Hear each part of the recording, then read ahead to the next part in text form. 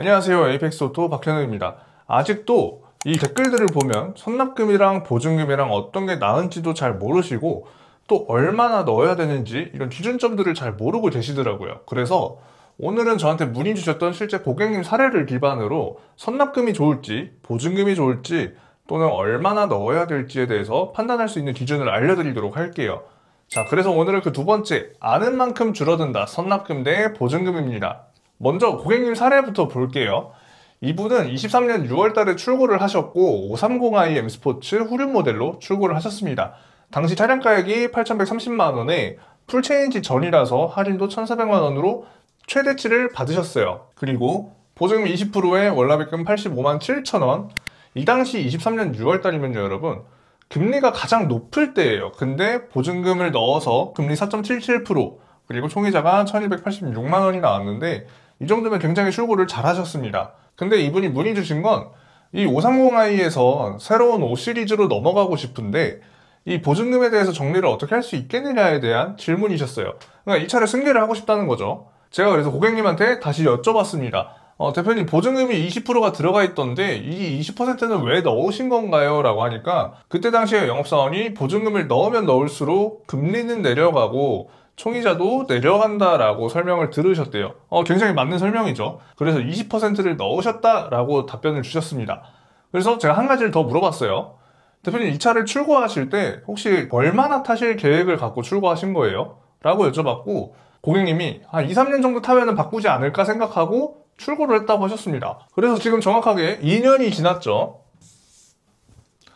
그러면 지금 이 차량의 현재 중고 시세를 한번 볼게요. 25년 8월달 기준으로 현금차가 5,100에서 5,300만 원이 나오고 있고 중도 해지를 했을 때, 중도 반납을 했을 때 페널티가 이렇게 나오고 있어요.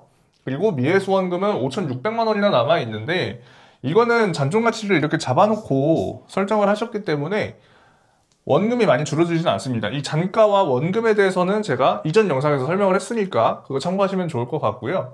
그래서 이 고객님은 중고차로 이 차를 판매를 하려면 이 보증금을 전부 다 건질 수가 없어요. 자, 만약에 여러분이라고 생각을 하고 이 차를 승계를 받는 사람이라고 생각을 해볼게요.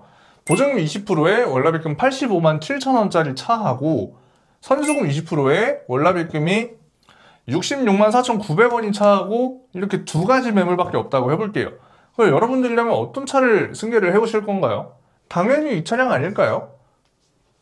이 총이자 비용은 190만 원이 올라가지만 지금 남아있는 이 차량의 원금이 60%밖에 안 남아있어요.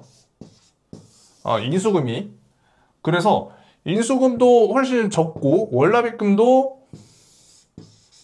훨씬 적은 이 차량을 인수를 하기가 더 쉽다는 거죠. 승계를 받기가 더 쉽다는 거죠. 그래서 이분은 애초에 2년 3년밖에 탈 계획을 하지 않으셨는데 보증금을 넣으셔서 손해를 볼 수밖에 없는 상황인 겁니다. 왜? 이런 차한테 밀리니까 계속 승계가 미뤄지겠죠. 그래서 이분은 이게 잘못된 거예요.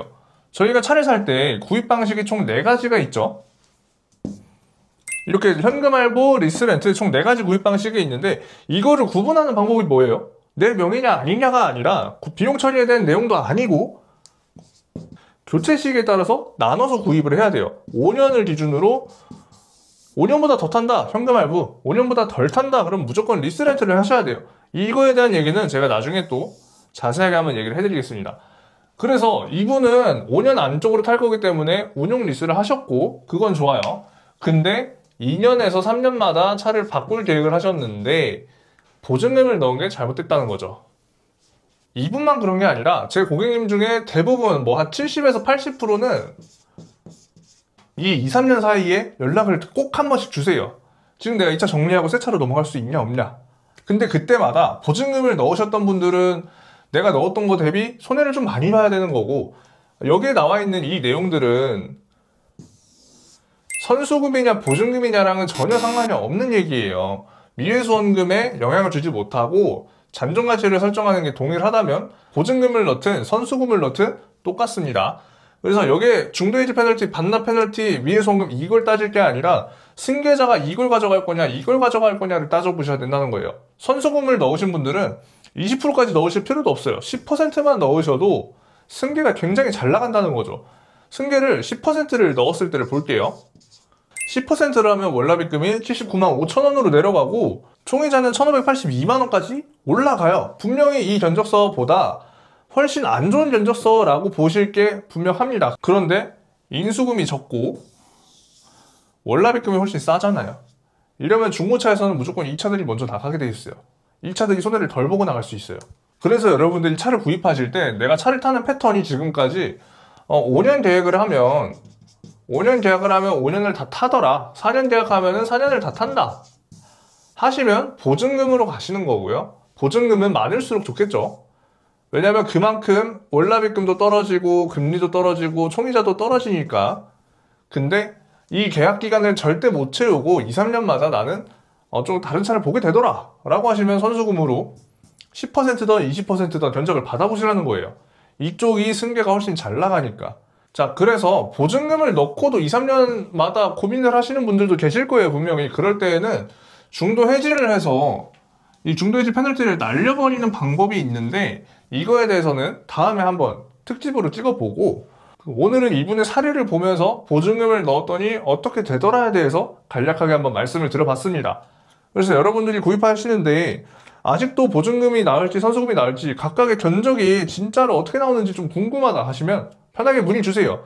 그런 거를 상담해 드리는 게 제 업무이기도 하고, 부담 갖지 마시고 그냥 공짜니까 물어보세요. 그럼 전 다음에도 이렇게 여러분들이 꼭 아셔야 되는 사례를 기준으로 해서 또 한번 얘기를 해드리도록 하겠습니다. 긴 영상 시청해주셔서 감사하고요. 에이펙스 오토 박현우였습니다. 감사합니다.